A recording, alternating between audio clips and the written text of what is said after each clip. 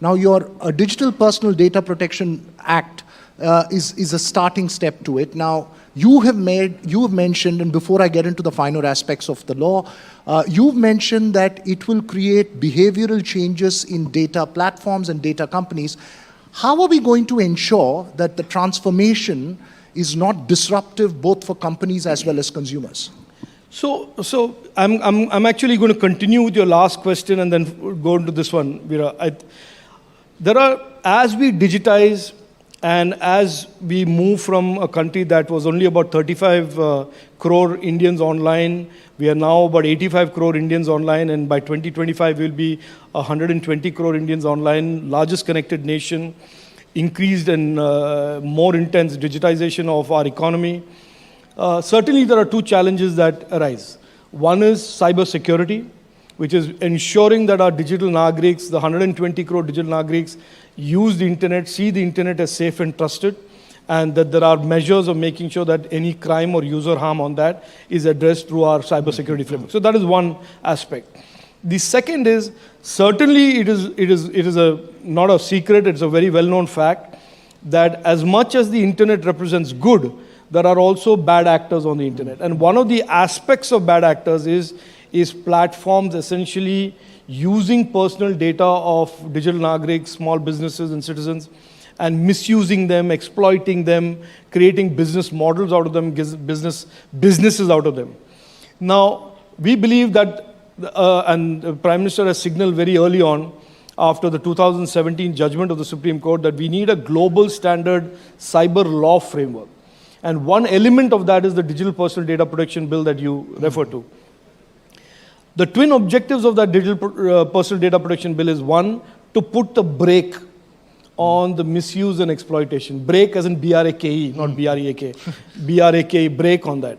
The second is, much more medium to long term, is to create a significant symmetry in the relationship, addressing the asymmetry between citizen and the platform, and therefore a bigger, deeper behavioral change of accountability to those whose personal data is being used here. Now, it is certainly a different regime from where we are today. It is certainly not going to be easy or quick for people to transition, but the government of India has made it very clear that we do not want any abrupt, disruptive transition. We want the transition to be smooth. We want the transition to be orderly. At the same time, we don't want the transition to be such a long period that the citizens for whom the rights have been embedded in this bill are denied that, embedded in this act, are denied those rights. So we will see, we'll sit with the industry, we'll sit with consumer groups and figure out what is a reasonable, normal period to provide for an orderly transition to this new regime of more accountability and more symmetry. It's still work in progress. Of course, the act just got passed by Parliament, and we are in the process of talking to people. We have a number of things to do. The Data Protection Board needs to be built and notified. The rules need to be discussed and notified. And we certainly will give them a transition period to transition to, in a manner that is not disruptive and it's orderly. So as we make that transition, one of the transition, the concern that's been raised, and it's a serious one, is over the fact that the DPDP, in a large sense, gives enormous power for the central government, both in terms of the influence it would have over a data protection board, as well as exemptions that it can offer. And these questions have been raised to you as well.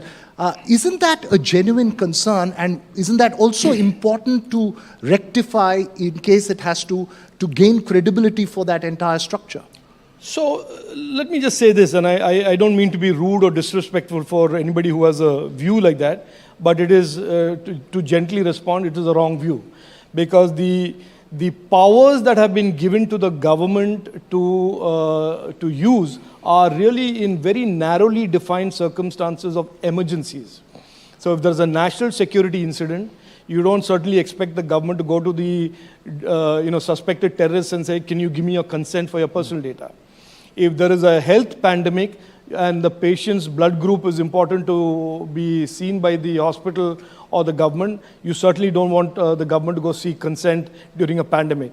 If there is an earthquake or a natural disaster or a flood, and there's a patient who requires help or a family that requires assistance, it's certainly not the case that anybody can make that you have to go seek consent at that time. So the exceptions or exemptions, if you want to call it that, are for legitimate purposes and are for very, very narrowly defined purposes. Now, please understand that some of this argument is being put forth by people who believe privacy is an absolute right.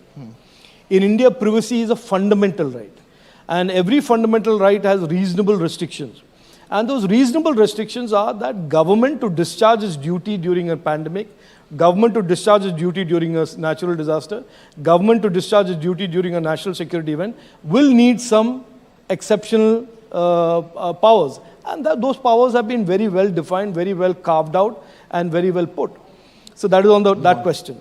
On the DPB, this conversation again, I think, is because people, I would certainly request them to read it. The DPB is not a regulator. It is simply a body that adjudicates the consequences of a data breach. So if your data is with me, and I have consented to protect your data, but I breach it, sell it, accidentally, wittingly, unwittingly, the DPB is the body that steps in when you complain to it that says, Mr. X, you are therefore liable for so many crore rupees after a hearing, of course. That's all. Now, the DPB is a body that has to perform in a transparent manner and in a very open manner because the appeals of the DPB decision lie in the TD side where there's a judge who's a chairman. And the appeal from there lies in the Supreme Court. So I actually would like to reinforce this point that the performance of an institution like the DPP will be measured by its own conduct, its own actions. And I think we should give it time. We are building these institutions for a modern age, for the India decade. We certainly, for example, have not said that it should be only retired bureaucrats who should be manning the DPB. We want more and more youngsters to come out and volunteer to do 2 years, 3 years in these institutions. This is a very modern institution. We have designed it, conceived it, architected it to be a modern institution in this very, very modern space. Now, is there a reasonable chance that it will succeed? I believe yes. Is there an outside chance that there is a failure or some kind of a problem?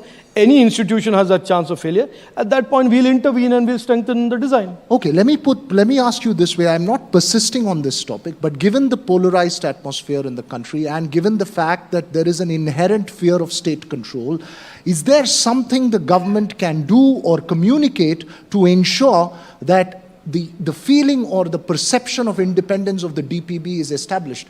Given our history with institutions, it's important. Look, I mean, I'm open to suggestions about what we can say. We can only say, look, it is independent. It will be independent. Its actions will speak for louder than any words that I can put forth. And finally, look, any legislation, anything that we do for the tech space has to continue to evolve. By definition, anything we do in the tech space is always going to be work in progress. To believe that we have an ultimate, well-designed, perfect for the next 10 years type of legislation is fooling yourself. So fair enough, if down the road we find there has to be something that is done to improve its performance, broad base, who comes in and mans the DPB, we will consider it. But I think at this stage to jump around phraseology like accountability, independent, autonomous, I think is not to understand the fact that we have designed this to be accountable. Something that is independent is not necessarily the best. Something in the government is also not necessarily the worst. Now, ISRO just put Chandrayaan-3 on the moon. Nobody says that ISRO should be independent and ISRO should be not government. So I think this belief that somehow we are being told to believe again and again that being in the government somehow means it is not good and outside the government is good. I certainly can tell you I've been 18 years in politics. I've been many years as an entrepreneur. I don't buy that. There are great people in government, there are super people in government, there are bad people in government. And that applies to the private sector as well. So we should only look at these things through the prism of accountability and performance. And if there is a failure, the government of the day will certainly step in and fix the failure.